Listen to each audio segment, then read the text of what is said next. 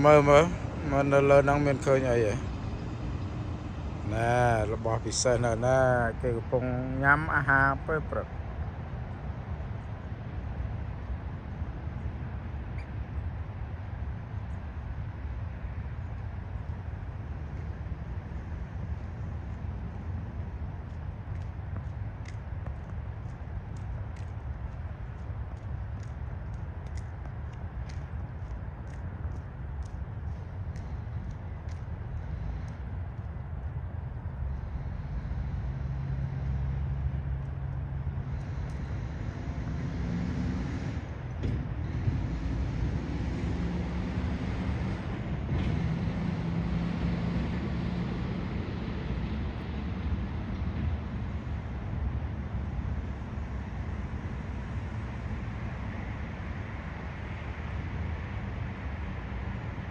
គេកំពុងរកឲ្យញ៉ាំជុំគ្នាហ្នឹងគ្រួសារគេហ្នឹង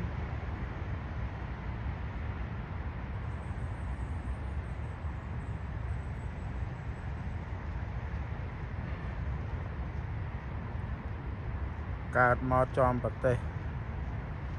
ល្អប្រទេសមានសុភមង្គលអត់មានណាញ៉ាំវាសំណាងគេហៅសំណាងកើតមកចំកន្លែងសំណាងញ៉ាំហើយដល់700